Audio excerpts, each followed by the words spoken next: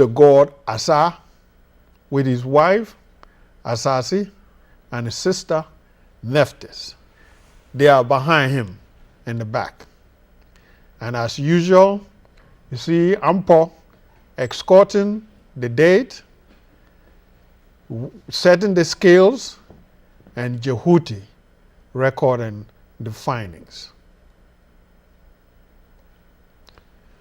The bullskin cloth.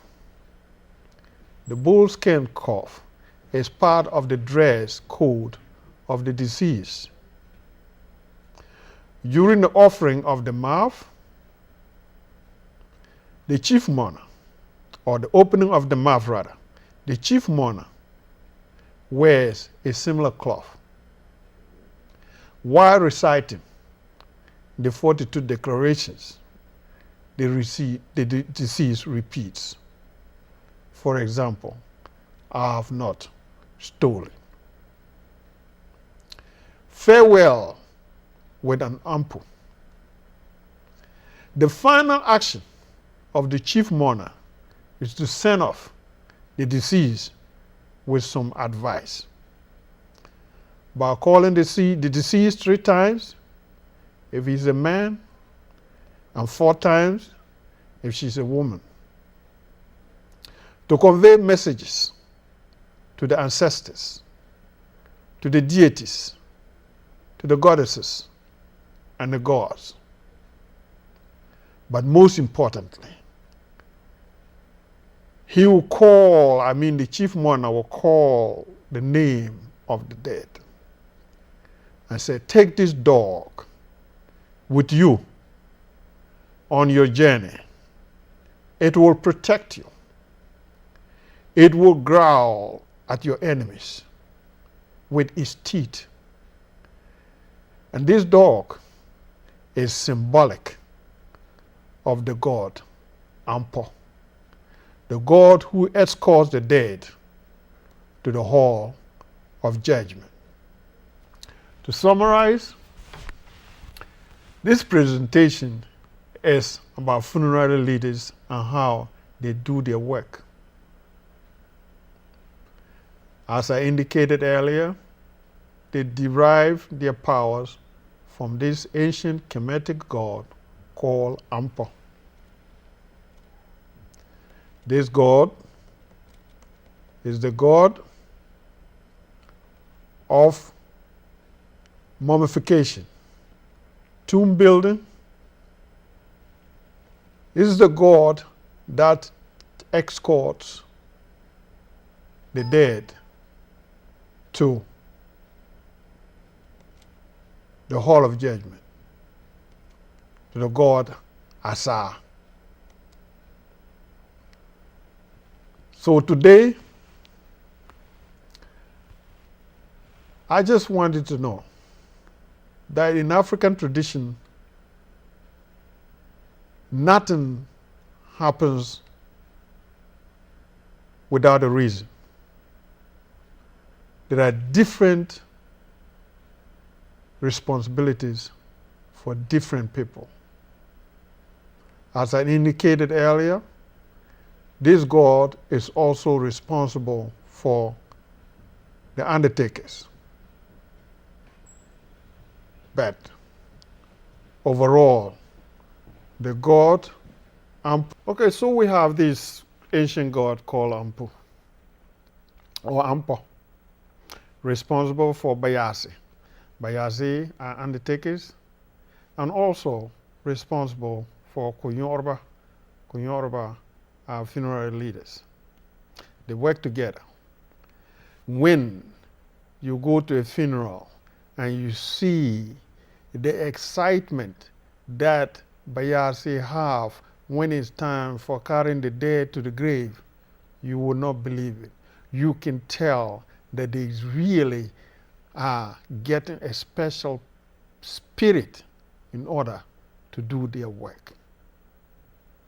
They, Kuyorba, or the funeral leaders, on the other hand, they are responsible for sending the dead, preparing the dead to go and face judgment.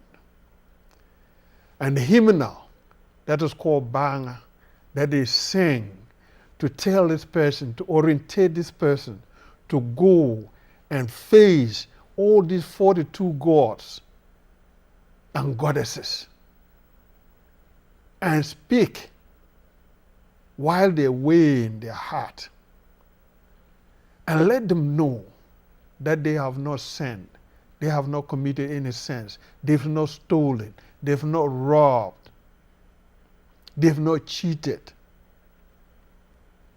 they've not told lies, they've not committed adultery. All those things, they have to sing. That's called bang.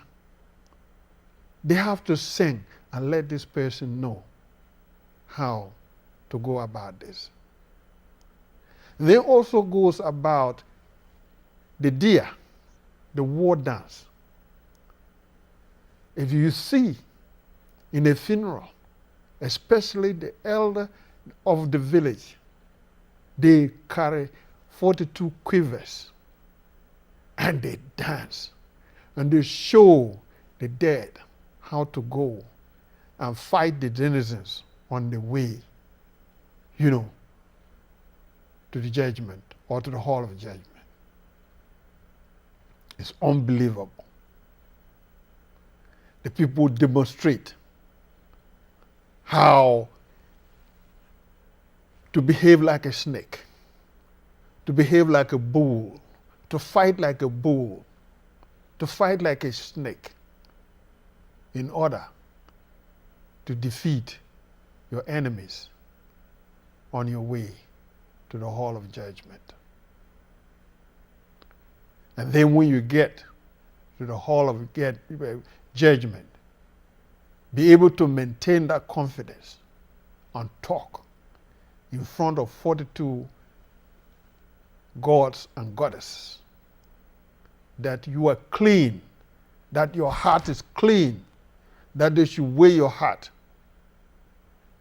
But you have to get to the Netta land, the land where the god Asa resides. This summarizes this topic today, funerary leaders. Growing up in a village, they are very, very revered, they're well respected, and they do their job right. Both the chief mourner in front of the house, and the lady in the yard, they work in cohesion.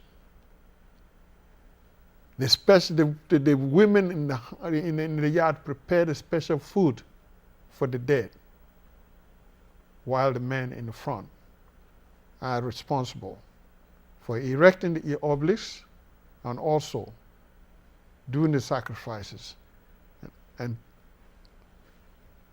actually introducing the new foods to the dead.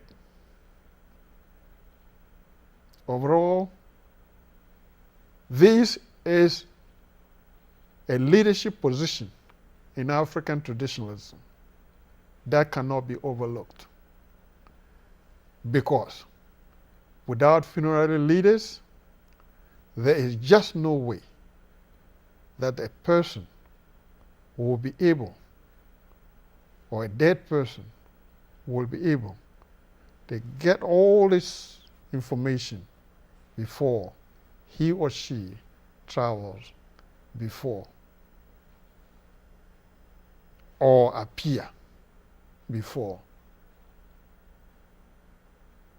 the court of justice, before the god Asa and his wife Asase and his sister Nephthys.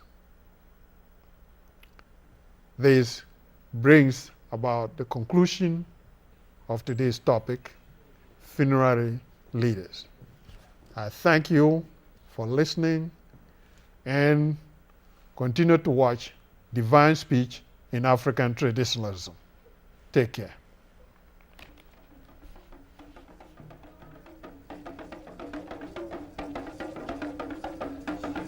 Huh?